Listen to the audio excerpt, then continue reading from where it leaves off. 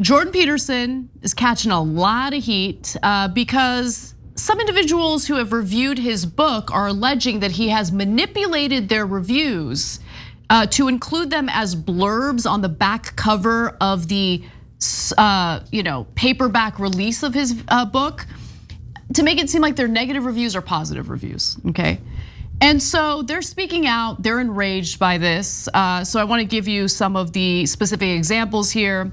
Several of those reviewers are now slamming the book's publishers at Penguin specifically for decontextualizing their words and leaving out their negative comments about the book. One of the quoted reviews came from Joanna Thomas Core of the New Statesman, and according to the book cover, she lauded Peterson as, quote, genuinely enlightening and often poignant.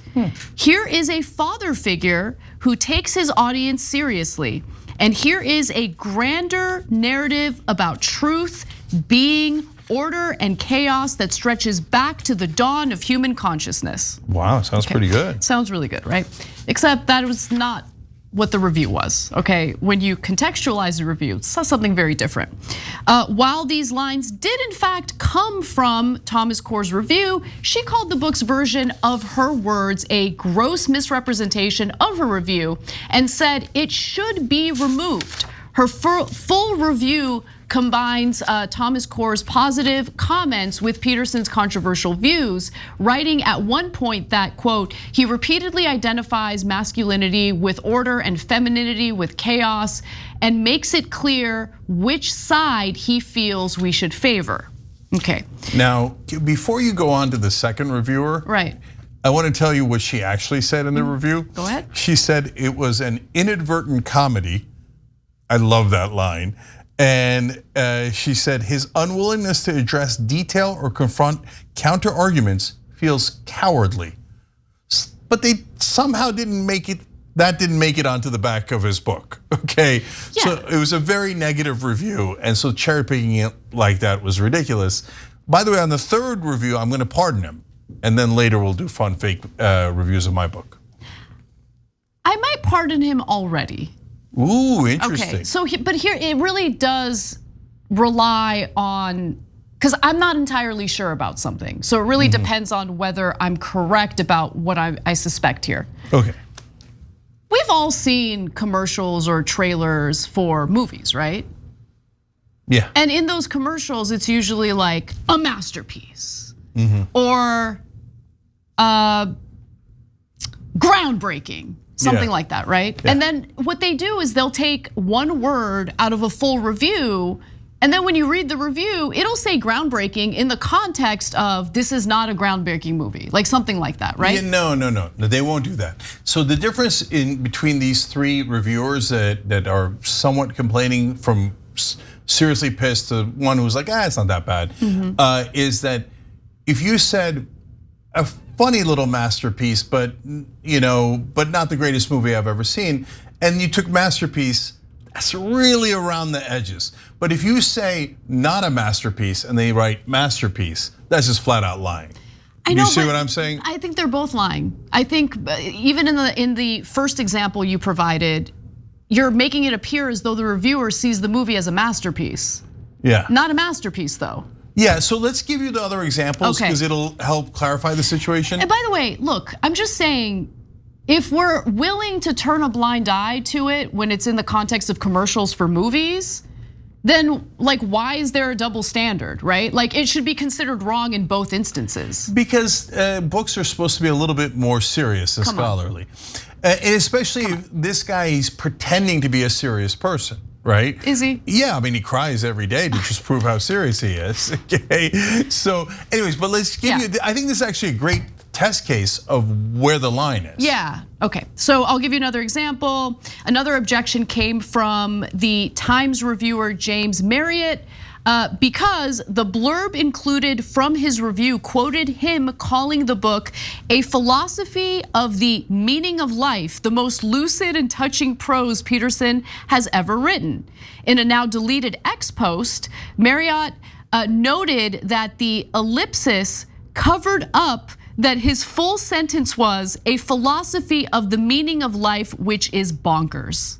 Come on. No, it's hilarious. Okay. It's really funny. He's saying, yeah, it is a philosophy of the meaning of life, which is Bonkers. totally nuts. Okay. And then they take out the nuts part.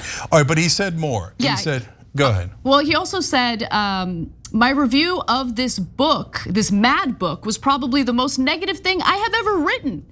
I'm mostly amused, though my amusement is tinged with annoyance at being misrepresented to the tens of thousands of people who will buy that book in paperback. Yeah, and but I've got more from Marriott because he's hilarious. He said the book was, this is in the original review, repetitious, unvariegated, rhythmless, opaque, and possessed of a suffocating sense of its own importance. And that seems to describe Jordan Peterson actually perfectly. This is the guy they pretended wrote a positive review. I got one more for you. It nails together shower thoughts, random prejudices, and genuine insights into a decidedly rickety structure. I love the word rickety. Yeah, it's funny. I love shower thoughts. Like, huh. I don't know, I have some pretty good ideas when I'm in the shower. Okay, fair. Okay, now look, I'm gonna give you a third example because I think it helps show you the difference.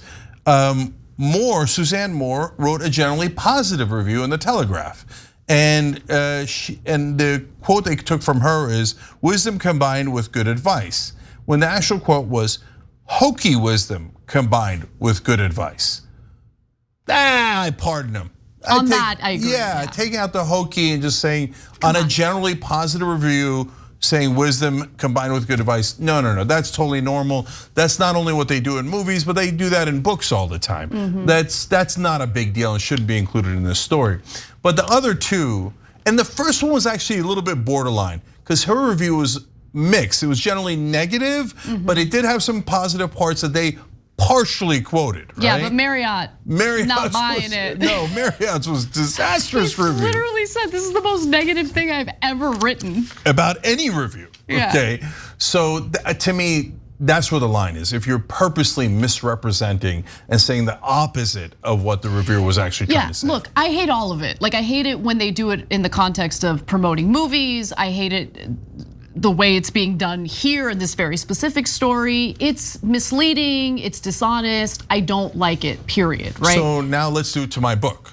Okay, but hold on, I'm not done sharing my very important opinions on this. Oh, strong opinions. So the other opinion I have, and this is a general point about all of the blurbs and all of the reviews. No one cares and no one reads them. No one's gonna read the back of the cover and base their purchase on what some random reviewer had to say about the book. In fact, I agree with that so much. There's no blurbs on the back of my book. American hero. Well, look, ask and ye shall receive. Instead, we put in a segment from the book so you know what the hell the book's about, okay?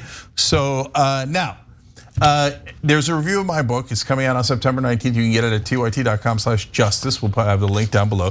Anyways, but we had to do fake bad reviews because my reviews have been good, not a big deal, okay? Oh God, insufferable.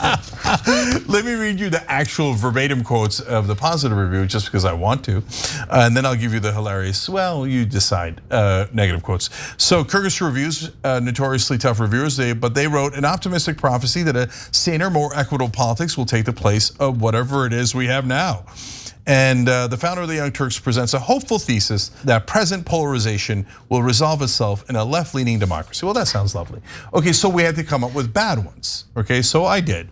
I took words in the beginning, in order, I just took out a lot of words in the middle. The first one, the founder of the Young Turks comes in heavy. That's a fake one? Yes. Okay. Did not write that in the review. I could totally see someone saying that about you. Okay, I'm just terrible. All right, you see how we did it here? Let's show you the highlight. Okay, there you go. See, the founder of the Young Turks comes in heavy. Okay, we just took out a lot of words in the middle. I feel like you would take that as a compliment, though. Well, it depends on what they mean by heavy. Well, I'm not talking about physically heavy. You do come in heavy, Cenk.